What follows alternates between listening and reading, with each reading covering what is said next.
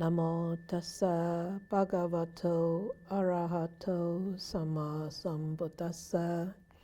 Namo tassa bhagavato arahato sama sambuddhassa. Namo tassa bhagavato arahato sama sambuddhassa. So we continue to study the book, What the Buddha Taught. This book, What the Buddha Taught. And the Chinese is Phật Thọ Thích Khai Si. So we are on to chapter 3. No, chapter 4. The third noble truth, Nirodha, the cessation of dukkha. So we all understand dukkha now, by now? Do you?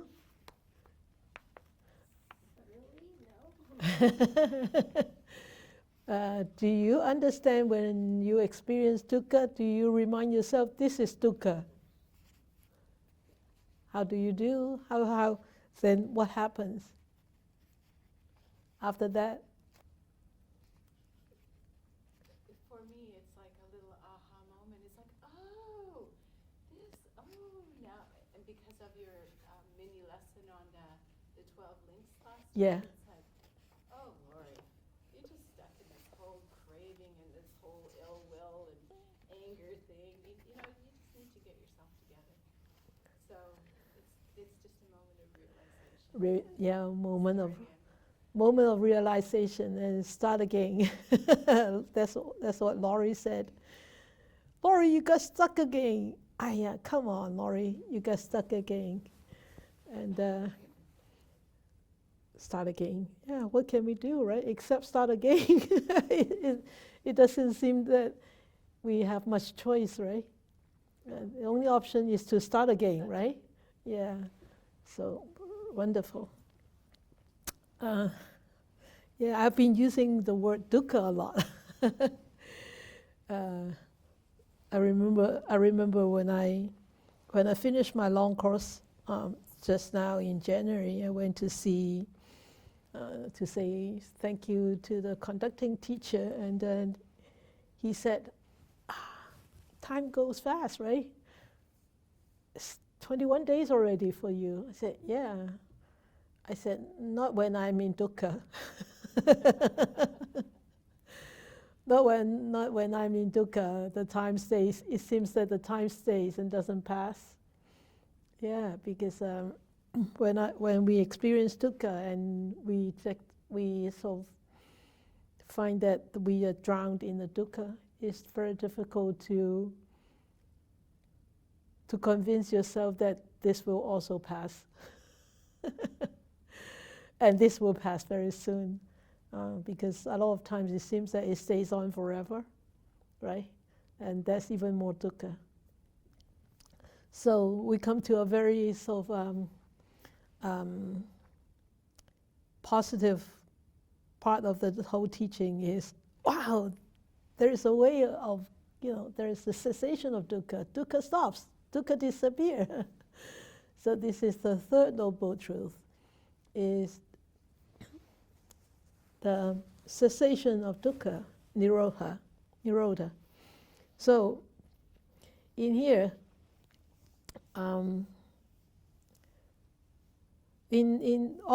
always, almost, everybody, when people talk about the third noble truth, is always talking about nibbana or nirvana.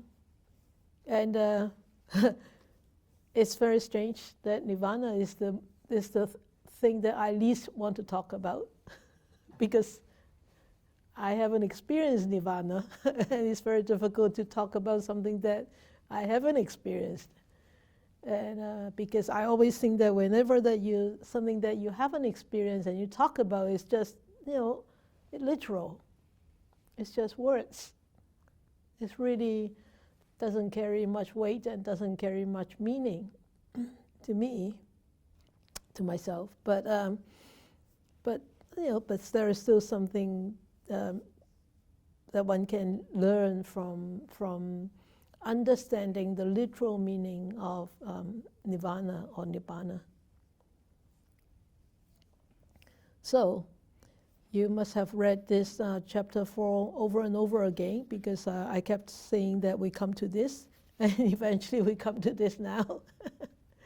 So, do you want to share your experience first? Or is there any passage that you are being drawn to, or you have much thoughts about, that you want to share with everybody else? Yeah, I'll just start us off tonight. I have to say I went back to this particular sentence over and over again for the last few weeks. There's a discussion on page 43 about happiness and what is happiness and how nibbana can be happiness.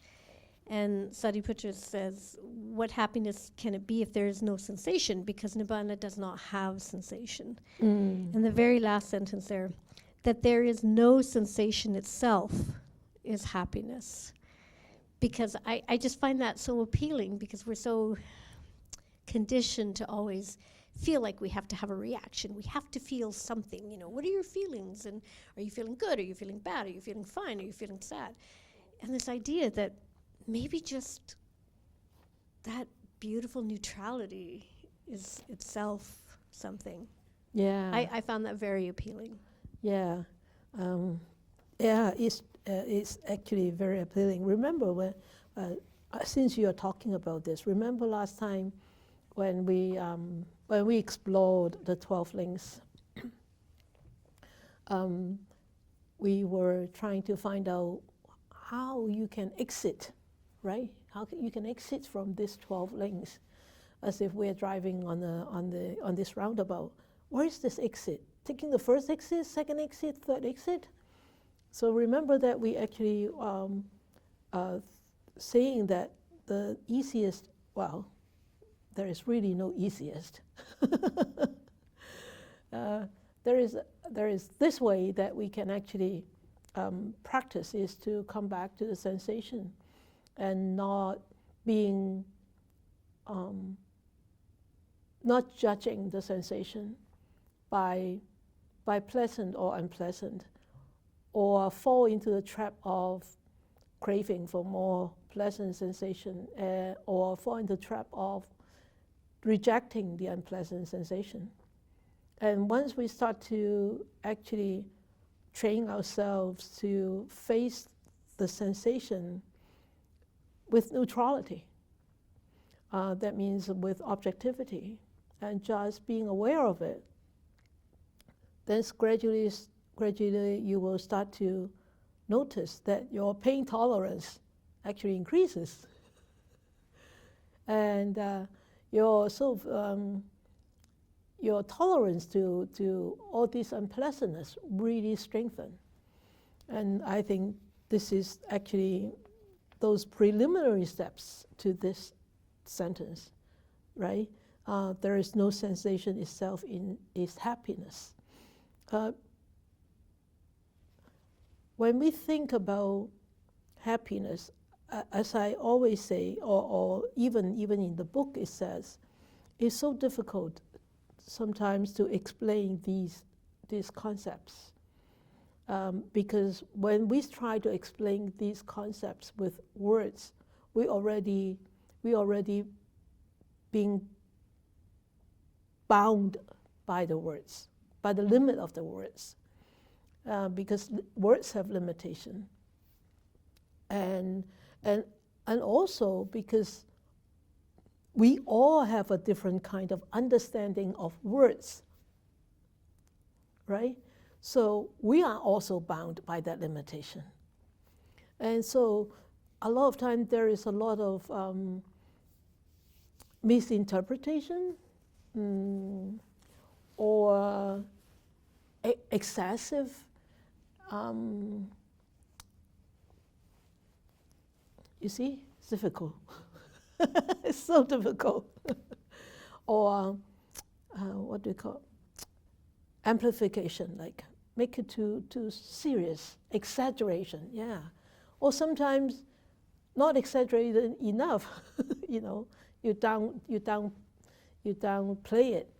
So that's why it's so difficult to really to come out of that mode of understanding and learning. Very difficult. And that's why that even this sentence, it seems to be very attractive, that there is no sensations itself is happiness. But you will say, I'm constantly feeling sensations. I'm constantly being drawn by the sensations, or I'm constantly being bothered by sensations. But where's my happiness? Then you will start to doubt, where's my happiness then? Especially when we don't feel well, right? Being young and healthy is okay. You're strong and healthy, then that's okay. You still have a long way to go. But you know, at our age, we said, oh gosh, I used to be able to lift up 40 pounds. Now I can't even lift up a carton of Coca-Cola.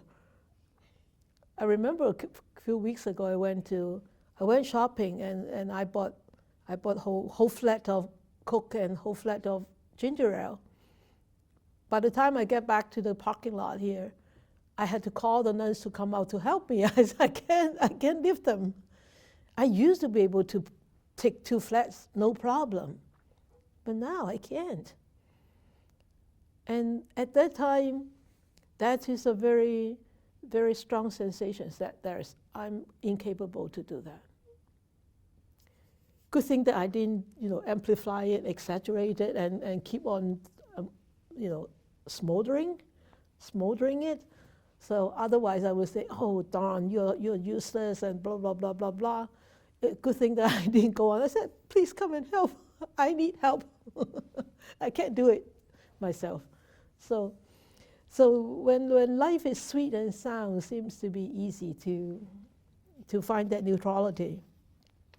But when life is not sweet and sound, and it's very difficult. I mean, when life is sweet and sound, it's easier to find. But when life is not sweet and sound, like constantly experiencing dukkha of aging, constantly experiencing dukkha of these aggregates, falling apart, and then you will say, oh gosh, darn, old age. I wish then there's this dukkha of not getting what you want, right? I wish, or if I could, then where is that neutrality, right? Yeah, but yes, you're right. I'm so glad that you can actually pinpoint something that you really liked in the passage. Great. Anybody else?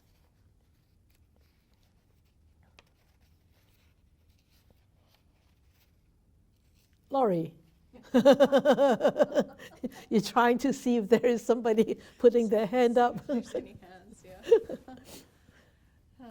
Thank you, Sifu. When you said that we all have a different understanding of words sometimes, it made me think right away to the very beginning of this chapter.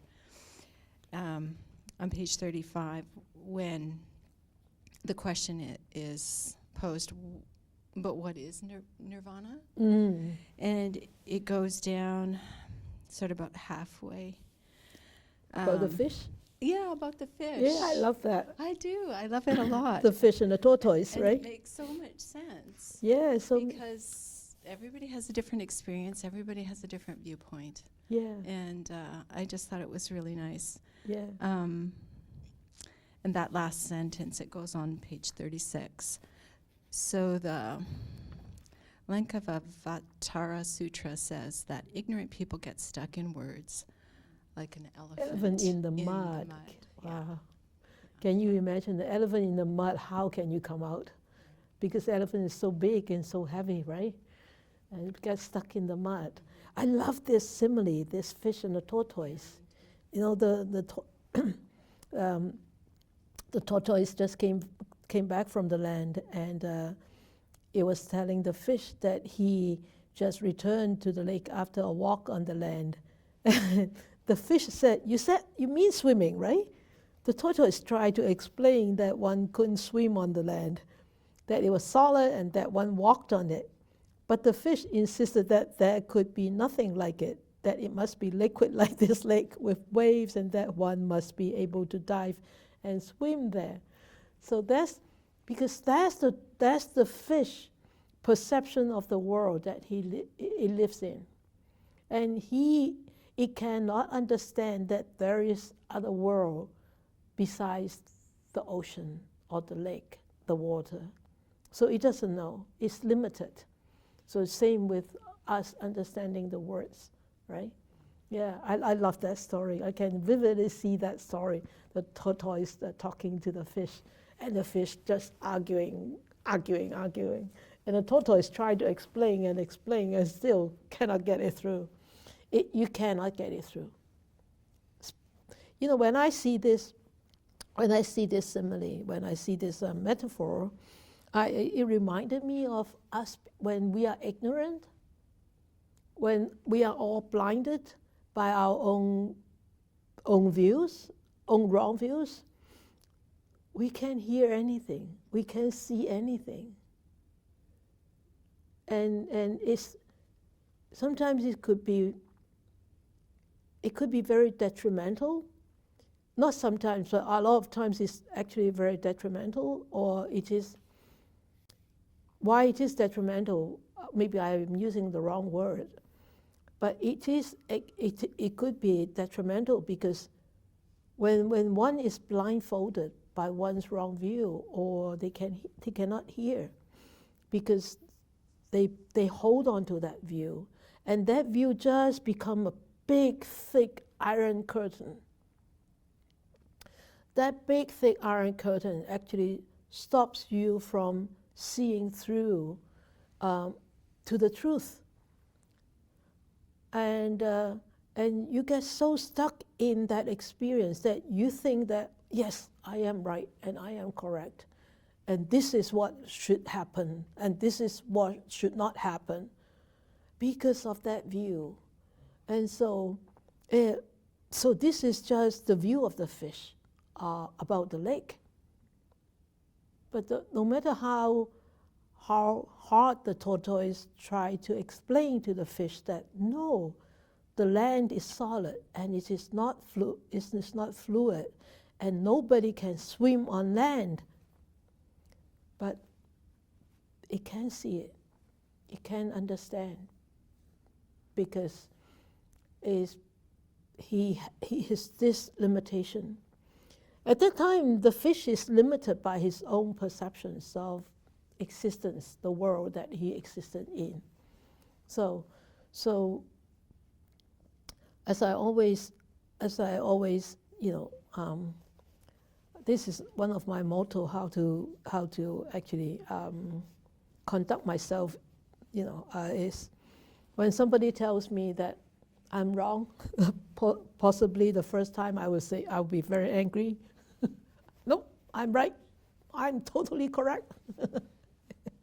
And then the second time, say, oh, really? I'm wrong? No, I still, at the back of my mind, I still think that I'm right. And then when the third person would come and say, hey, Yin Kit, you shouldn't do it this way, blah, blah, blah, blah, blah. I said, oh, third person coming to me saying such thing, I better stand back and look at it again and see what happens. I'll see that if I'm really not correct. And so it is really not easy to do this and to admit that because we are blinded by our own views. A lot of time are wrong views, right? Yeah. Okay, great, good. I hope that we don't have that, those thick curtains in front of us all the time. Anybody else? Thank you, Sifu. Yeah. Now I can't find it. Here we go. page 40, the second paragraph towards the end. There is a path leading to the realization of nirvana, but nirvana is not the result of this path. Yeah, I really liked that one. Because it's a bit of a puzzle. Yeah, there is a path leading to the realization of nirvana, but nirvana is not the result of this path. You think, really? But what am I doing here?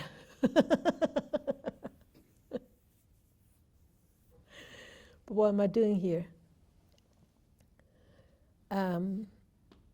As the commentary says, actually nirvana is beyond this path and beyond fruition. A lot of times when we practice, when we do things, we would like result, especially good and pleasant results. At that time, then you got stuck. You got stuck again, and one will never get to nirvana. Because nirvana is really beyond any result and beyond any path. But would you ask yourself another question? Since it says this is a path leading to the realization of nirvana, but nirvana is not the result of this path, then why do we still have to walk on this path? Answers.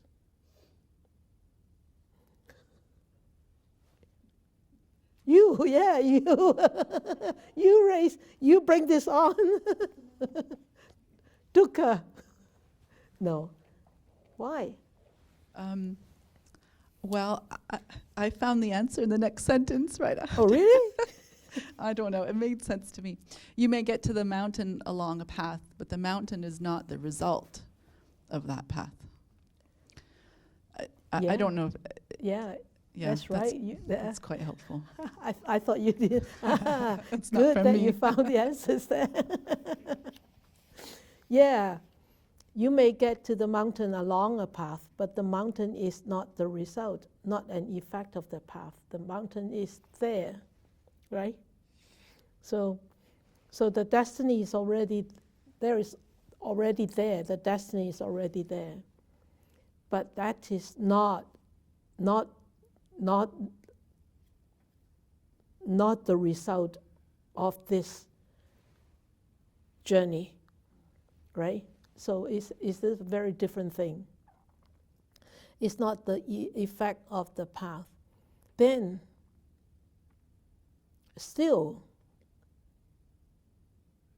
we don't have to walk on this path.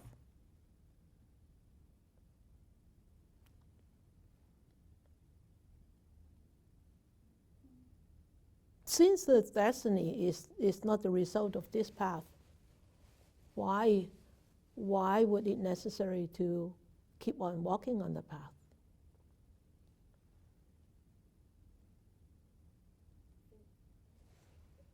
Just a minute.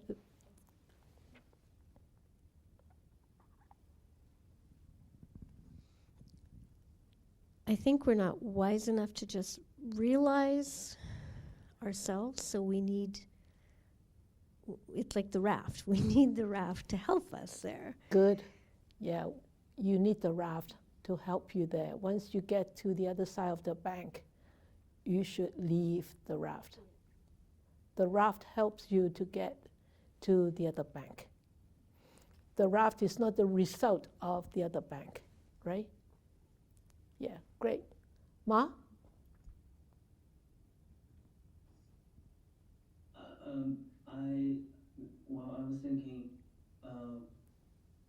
when we walk on a path which it's counterproductive to think about the result.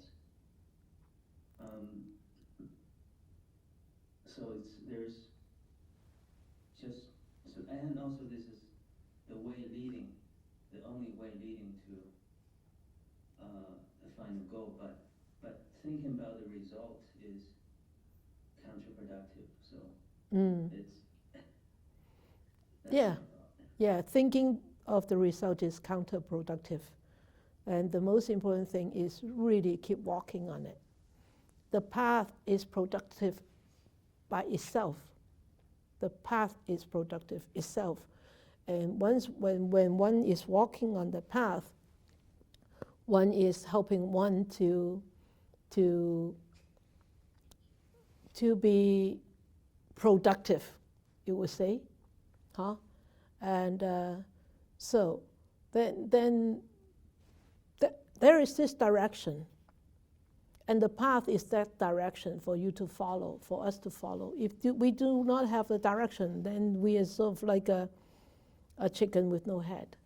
We lose our direction. So yeah, it's good, right? Good.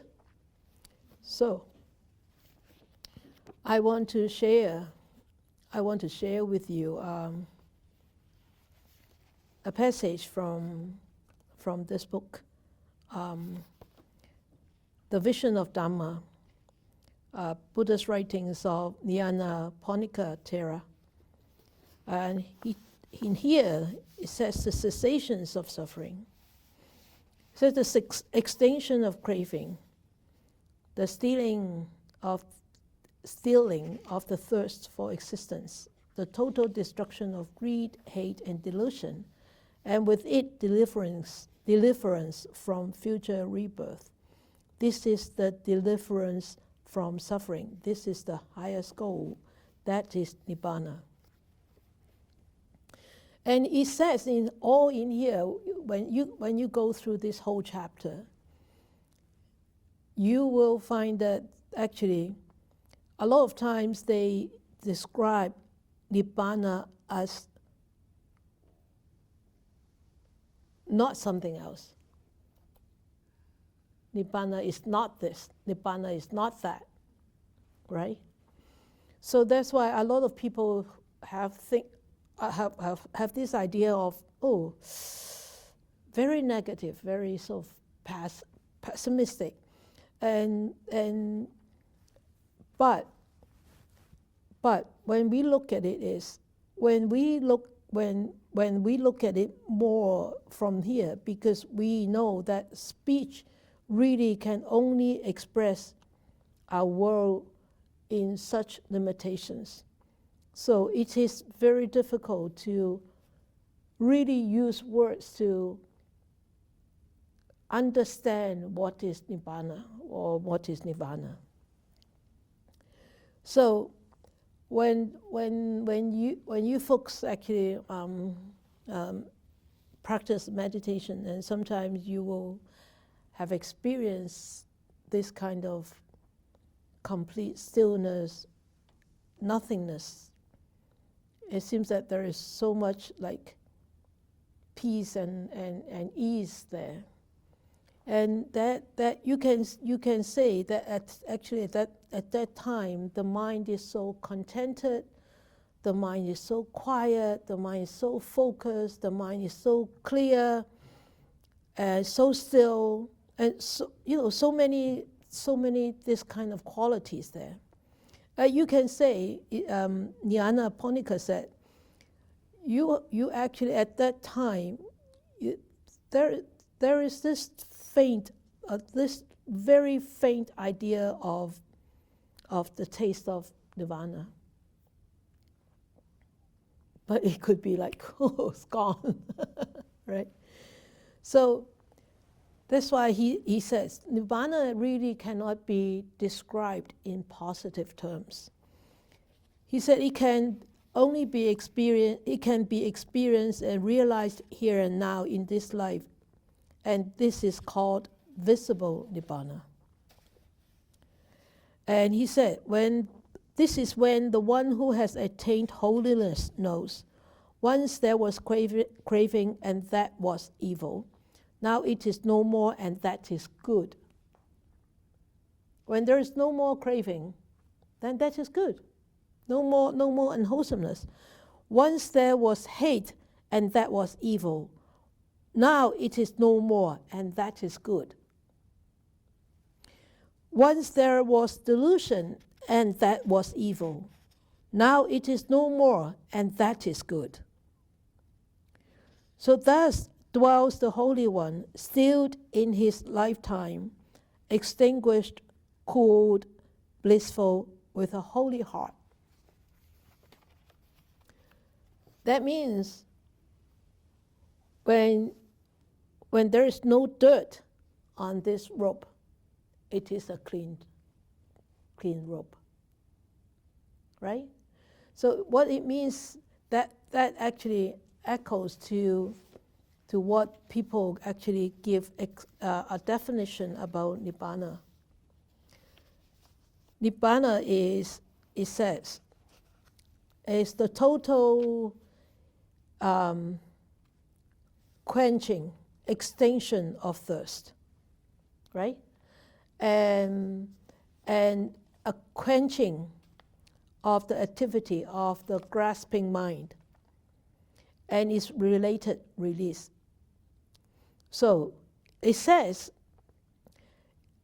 this is truly the release of worldly suffering and rebirths in samsara. So when you are released, then you are not tied up. When it says here, when there was delusion, then that was evil. When there is no delusion, then that is good. And you think, is that a duality?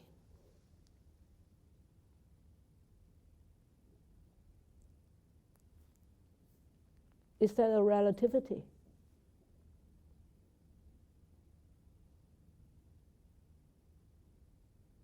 You know, this class is not meant to be like this. We need to think.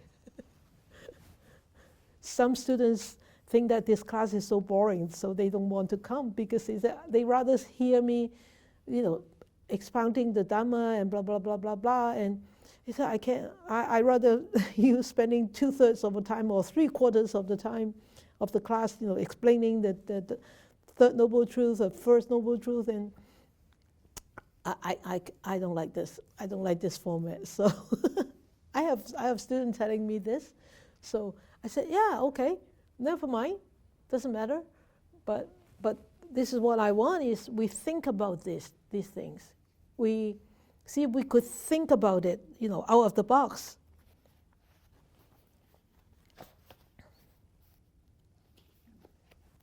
No. You cannot think out of the box? No. I'm just thinking the answer is, sorry. You said no, and then I thought you said you cannot think out of the box. Sorry, I was trying to answer the first question of, is it are they just opposites? Like, is it still a duality? presentation of a duality? Yeah. And so that was my no. Sorry. Yeah. Because I think that duality is within the samsara, so it's creation and destruction, but outside of that is what we're trying to describe Nibbana with these kind of negative terminologies, yes. right? Yes. And I was so struck as you were speaking about how adept the Buddha was in putting these four truths in this order. And you've talked about this before, and and it hit me even more, because the first one, dukkha, the Buddha is saying you have to look at the misery first, and then you go, oh yeah, this really sucks. Okay, why is it so terrible? And then the Buddha tells you why it's so terrible, and then he doesn't give you the instructions of how to get out next. No. Yeah, the Buddha says, oh no, there are these really wonderful Practices qualities path, and practices, right? and understandings, and then he's going to give us the way to get them. And so it's just so beautifully crafted. I know. It's I know. amazing. No human being can do that except the Buddha. Yeah. Yeah, we talk about that all the time, right? 16 years we've been talking about that. You have been asking me, why would dukkha come first? Why not causes of dukkha, right? Yeah. So, yeah, I think the Buddha was so wise to put this in there, like in that sequence. So here, and here also, I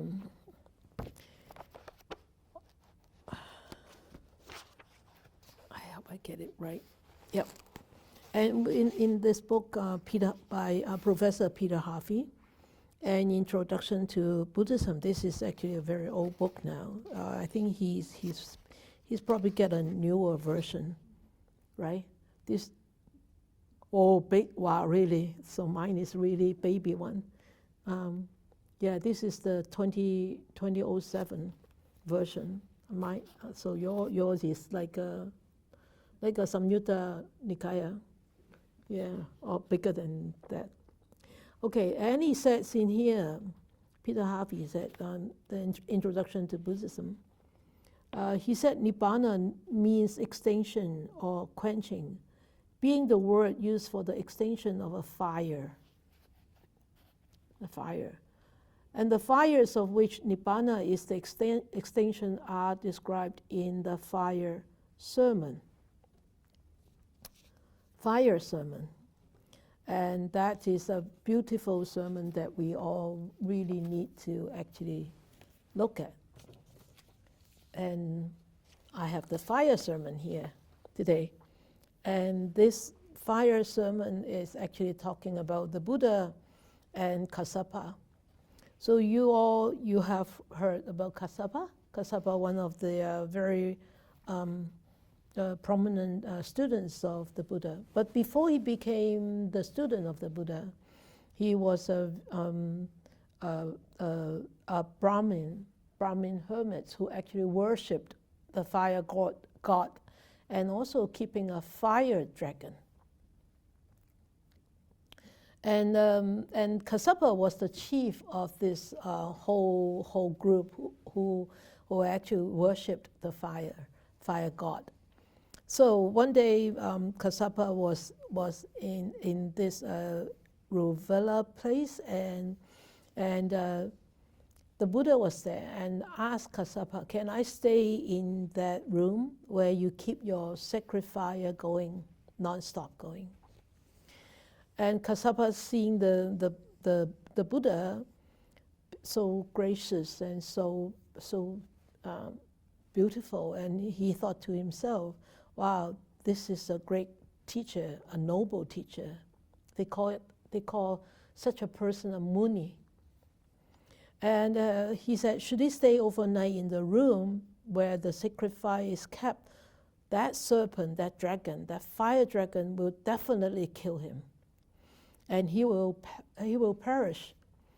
And then he said to the Buddha, he said, I do not object to you staying in that room, but you should know about that dragon fire. The fire dragon, he will kill you, and I should be very sorry to see you perish. And the Buddha said, "No, I'm okay, so please let me stay in that room." So the Buddha went into the room and stayed there. So in the middle of the night, and of course we all remember, so the Buddha he does not go to sleep until like early in the morning. He does not rest, right? Remember the last watch of night, and he will just rest for a couple of hours, 4 hours, from 2 o'clock to 6 o'clock in the morning. So he was meditating, and then he was in this strong mindfulness.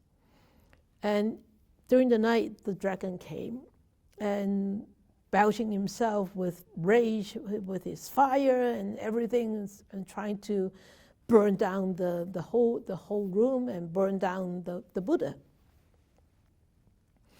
And the whole room was like filling with flame and smoke and everything. Eventually, he actually burned himself down instead of burning the Buddha down. So then Kassapa actually saw that room came up with light and flame, and he thought, wow, there must be this fire dragon, burning the Buddha down. But he didn't know that actually this fire dragon actually burned himself down with his own anger.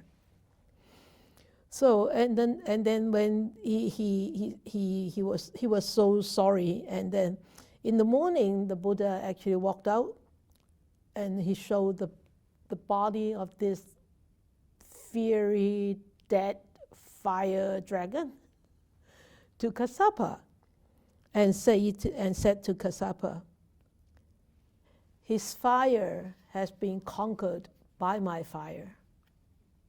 So beautiful.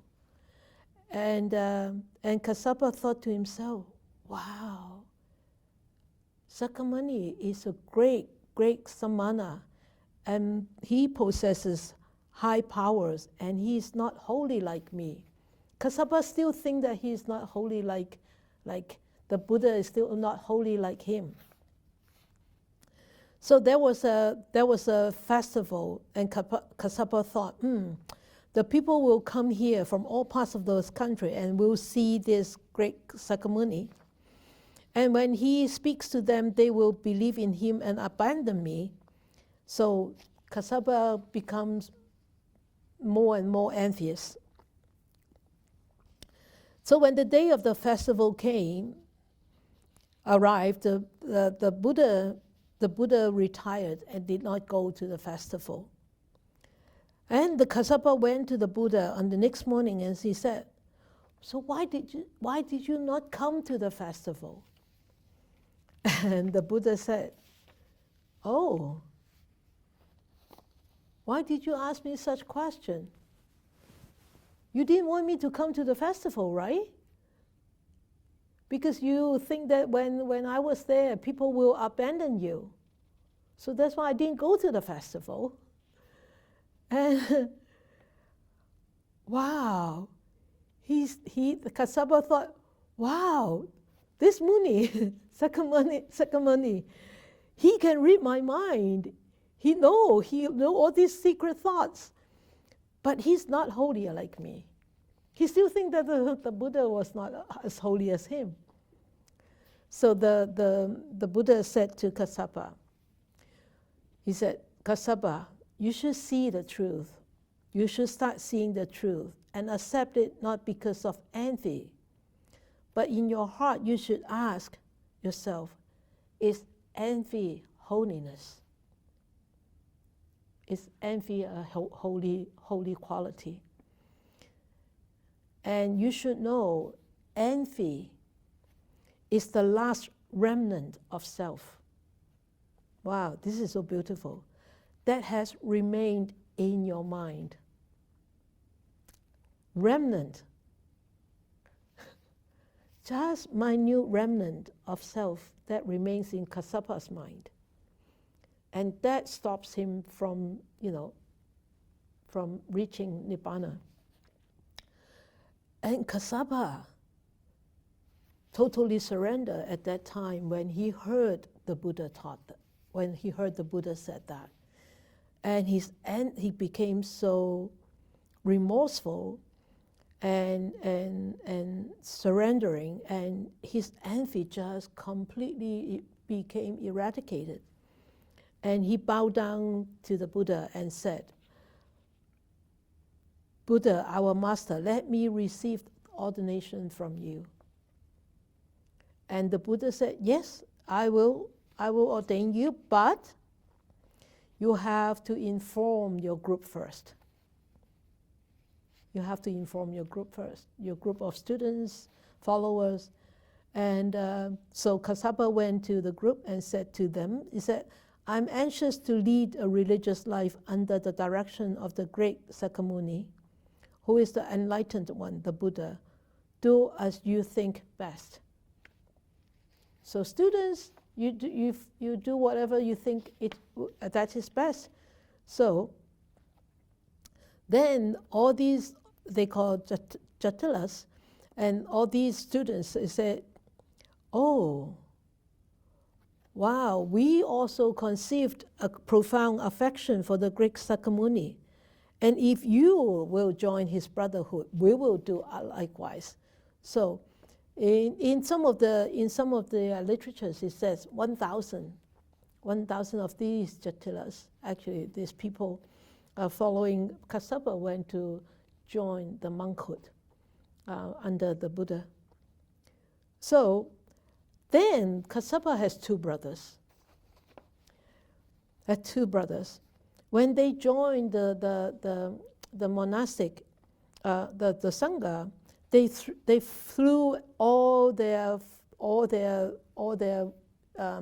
whatever you call them, the thing that they worship, into the river. And these two brothers were living in the area downstream, in the downstream area, and they saw all these things, worshipping things flowing in the river, coming from upstream. He said, what happened with my brother? Something must be happening to my brother. Otherwise, how can all these, things are flowing in the river? So they went to see Kassapa. They came to hear, and what has happened, they went to the Buddha. The Buddha, seeing Nadi and Gaya, the two brothers, who had actually practiced severe austerities and worshipped fire, came to him and told, and then the Buddha said, everything, Jatilas, is burning. The eye is burning, all the senses are burning, thoughts are burning. They are burning with the fire of lust. There is anger, there is ignorance, there is hatred. And as long as the fire finds flammable things upon which it can feed, so long will it burn. And there will be birth and death, decay, grief, lamentation, suffering, despair, and sorrow. So you can see here is when there is fire, there will be all this grief, lamentation. When there is no fire, then there is no grief, there is no lamentation. Then that's his happiness, right? So considering this, a disciple of the Dhamma will see the Four Noble Truths and walk in the Eightfold Path of Holiness. He will become wary of his eye, wary of all his senses, wary of his thoughts. He will divest himself of passion and become free. So this is a beautiful sutta. The fire sermon is called the fire sermon, and you can easily find it online. And actually, many teachers have expounded on this fire sermon. And Ledi Sayadaw, when he actually expounded the fire sermon, he said, what is it burning? So he's burning with the fire of passion, fire of hatred, and blah, blah, blah, blah, blah, go on. And he says, seeing thus, monks, the well-informed noble disciple is disgusted. Is disgusted with the fire. Is disgusted with the eyes. Is disgusted with the forms. Disgusted with the eye consciousness. Disgusted with the eye contact. So disgusted with the eye and what the eye see, what the eye feel, what the eye makes the mind feel. So he's disgusted with the feeling that arises dependent on the eye contact, whether pleasant, unpleasant, or neutral. So on and so forth. He's disgusted with the ear, with the nose, and so on and so forth. And he said, because he being disgusted, he is dispassionate. That means he doesn't have this passion because of this eye consciousness, because of this eye contact, because of this object. So he becomes dispassionate. And because he is dispassionate, he is free. You see, all these disgusted, dispassionate, it seems to be on the negative side. But because you become disgusted of all these, the aggregates, right? And then you can withdraw yourself from being passionate of all these contact, of these messages that these aggregates bring on. And because you become dispassionate, and because you are seeing the nature of all these existence, then at that time you free yourself. So it doesn't tell you how to untie your knot, but when you are not tied up, and you are free. Right? So being freed, Lady Silo continues to say, is that being freed, he knows he is free, and he knows birth is then destroyed. And the holy life has been fulfilled. What should be done has been done. There is no more of this. Or you can say, there is no more of any future lives. Right?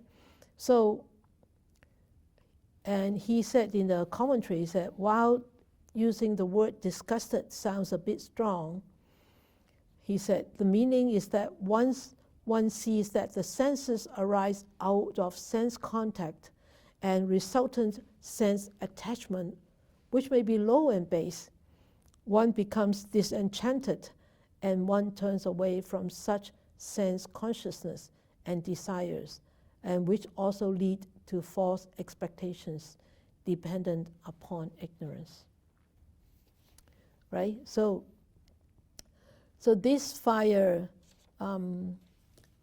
sutta actually tells us when there is no fire, then there is freedom and there is coolness. So Nibbana or Nirvana is just the other side. I shouldn't say the other side. Once I say the other side, then there is this duality. It's no duality, it's no relativity. And this actually transcend that fire. It's just like the Buddha not being burnt by the fire, because he has his own fire of nirvana. See? So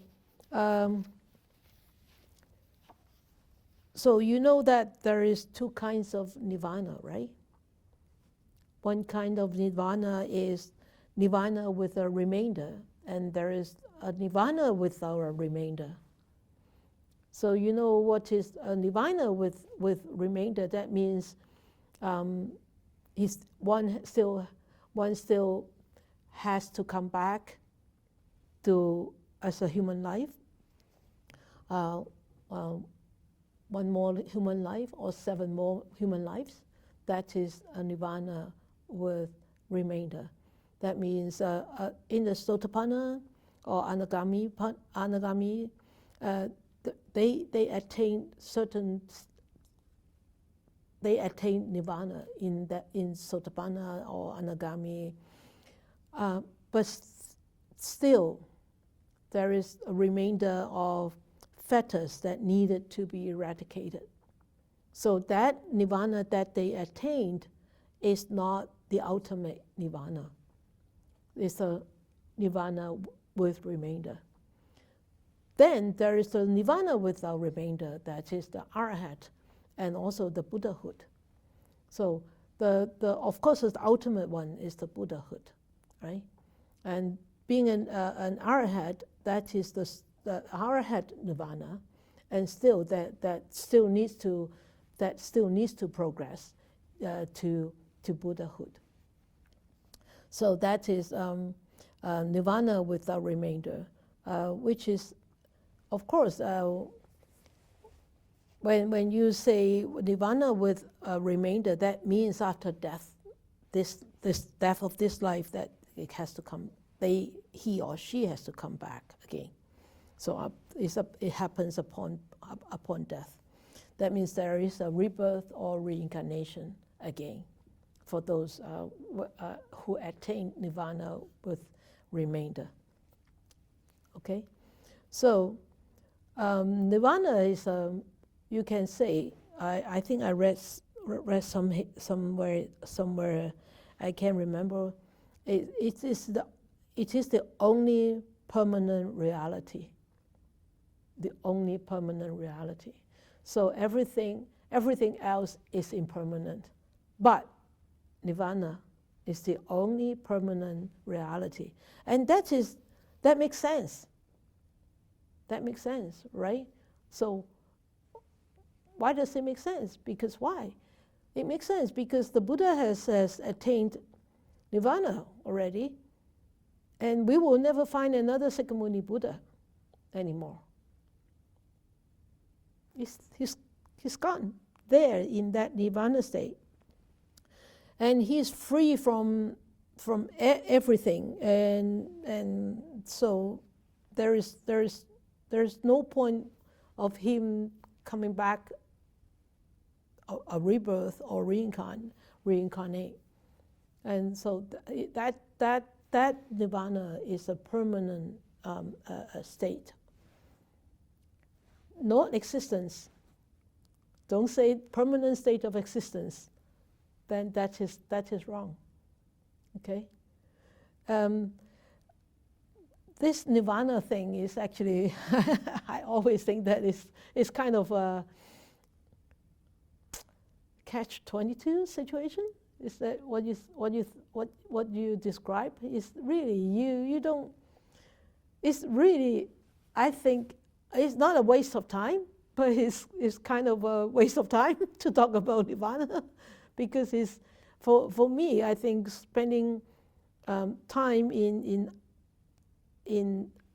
really practicing is really more and more important than trying to spend time in understanding the literal meaning of something that we still have a long way to go to get there. So a lot of times when students come to me, or when we come into a discussion about nirvana, I say, I don't know anything about nirvana, so can we stop discussing this? Can we not discuss this? Really, I mean, I don't have any experience in nirvana, and so why discuss this, right? So, but because this is the third noble truth, so we need to explore a little bit on this. So actually, Nibbana is really beyond duality and reality, and it is really beyond our conceptions of good or bad, right or wrong, existence or non-existence. And the more you describe, the more you define, actually, the more you get yourself confused. That's how I feel. And I think the most important thing that we actually need to learn about Nirvana is the complete elimination of dukkha. Is the complete quenching of thirst, of craving. Is the complete extinguishing of fire. I think that's that. To me, I think that's the best definition that I could hold on to, and of course, when one experiences the extinguishing of fire, for example, in the glimpse of a moment, it's like, oh wow, that is Nibbana, right? And you can pat yourself and say, oh, well done. And when you start to see something that you you actually crave for all the times, and it's being put in front of you, and you just look at it and say, I'm quite peaceful, and I'm very, very calm, and I don't have any urge to go and grasp it. I don't have any urge to possess it or wanting more. And you could say that is a moment of quenching your thirst.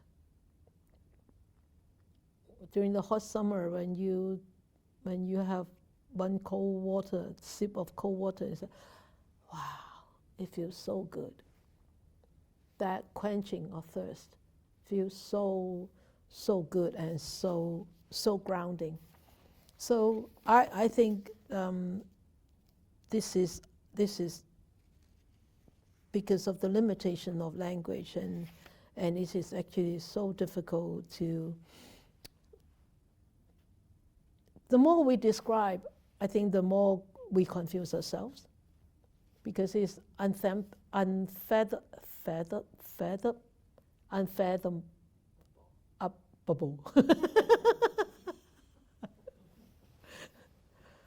Yeah, it's very difficult to fathom, really. So if one day we find ourselves, we could actually extend a bit of our desire, extend a bit of our hatred, extend a bit of our illusion and ignorance, and we are getting there. So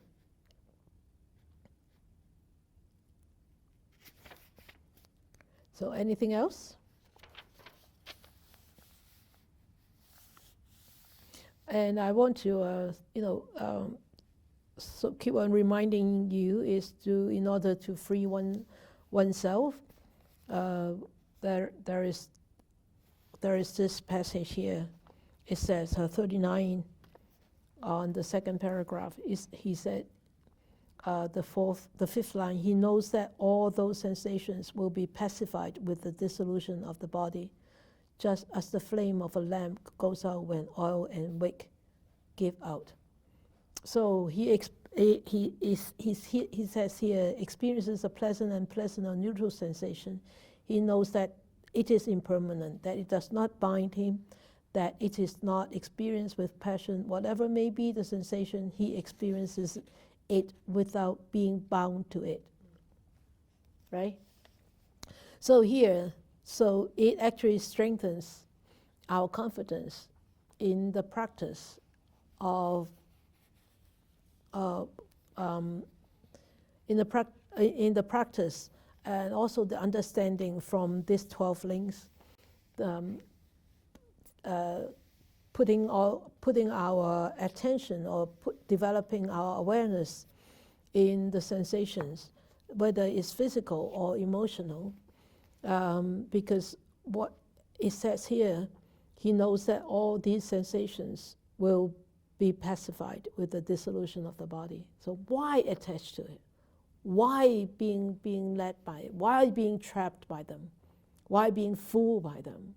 Because on the dissolution of our body, these will all disappear.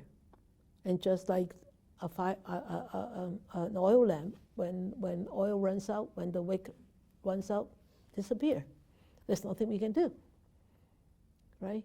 So at least we know that there is one point that we can actually put our total focus on, our attention on, and try to work on it, right? And it's actually very important that you can get you find a point that you can actually rest your practice on. Like when you do Anapana, a lot of students say, I cannot feel my breath, because they're trying to find the breath. Why do you need to try to find the breath? Why can't you just feel the breath? Right? And when the breath comes out, you touches there, you feel the breath. When the breath goes in, it touches there, you feel the breath. And you feel the breath. You're not trying to find the breath. And people try to find the breath, and you feel this expansion and contraction. The breath is manifesting itself in the body. That expansion and the contraction is the feeling part of the body. That tells you that you're breathing in, you're breathing out. Why do you need to try to find the breath? The breath is always there. You don't need to find it. And here, that means you rest that sensations, that's the feeling. Sensation is the feeling, Vedana, right? So the feeling part, the feeling could be emotional, could be physical. And when you're trying to find something, you will never find it. Because it's so difficult to find the breath, because the breath is formless, the breath is colorless. Where can you find the breath? Here, here, here, here. You can find the breath everywhere in your body. If you're quiet enough, you can feel the breath everywhere. But at least you can feel the breath here, or you can feel this expansion and contraction. Then you know that you are breathing in, breathing out. You're breathing in, breathing out. That knowledge is an experience, right? So don't underestimate that knowledge, and not trying to find it, jumping here and there, trying to find it. So I sometimes I cannot comprehend. People, why do you need to find your breath? Where the breath is always there. So don't try to find the fire when the flame goes out. Nirvana is beyond all terms of duality and relativity. It is therefore beyond our conceptions of good and evil, right and wrong, existence and non-existence. Page 43.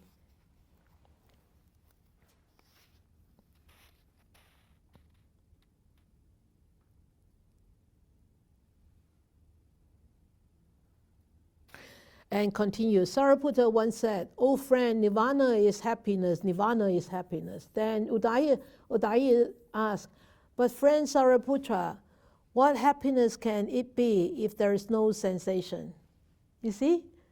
We always depend on sensation for happiness. Sariputta's reply was highly philosophical and beyond ordinary comprehension, that there is no sensation itself is happiness.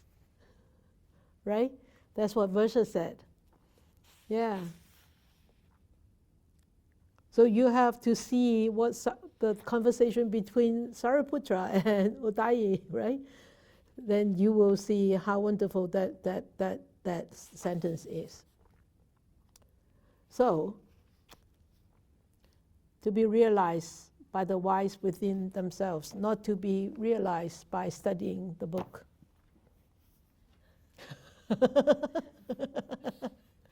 You see, our own concepts is actually a box that frame us so much, box us in so much. It's so difficult to comprehend some of these concepts. It's very difficult. So don't try. Just know, quenching your thirst, right? Extinguishing the fire is Nibbana. When people ask you, what is Nibbana? Oh, quenching the thirst. Putting out the fire is Nibbana. Full stop. Thank you for listening. Okay, anything about Nibbana that I cannot explain? You can find the answers yourself. Thank you, Sifu. At least it reminds me again that it is not a destination to grasp. Yes. Hi, Mali. Hello, Sifu. Hello. Thank you. I just want to mention, when you mentioned about instead of trying to define what Nibbana is, maybe better to practice and learn. Yeah. So at the bottom of page 43, it says, "A child in the kindergarten should not quarrel about the theory of relativity." That's is referring to Einstein's theory of relativity. If he follows his studies patiently and diligently, one day he may understand it. Yeah, it's true. It's really true. Um, I rather replaces the word. Well, he says, right, we shall never understand it that way. And one day he will understand it. Because one day he'll understand it because he experiences. He experiences. He's not studying for it. He experiences. That's the practical part. That's the most important part. Right? And it says also, Nirvana is to be realized by the wise within themselves. Not outside themselves, within themselves. Right? Okay, we dedicate our merits first.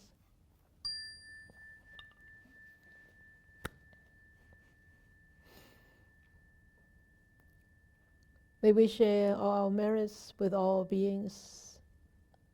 May all beings be happy, be peaceful. May we wish more and more people will encounter the wise words of the Buddha. Come and study, understand and practice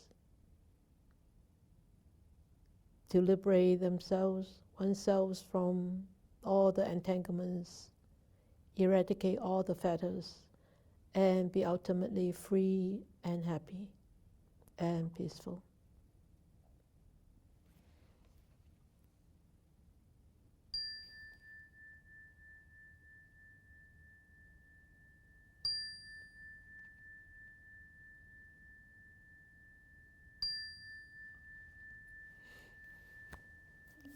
Good night.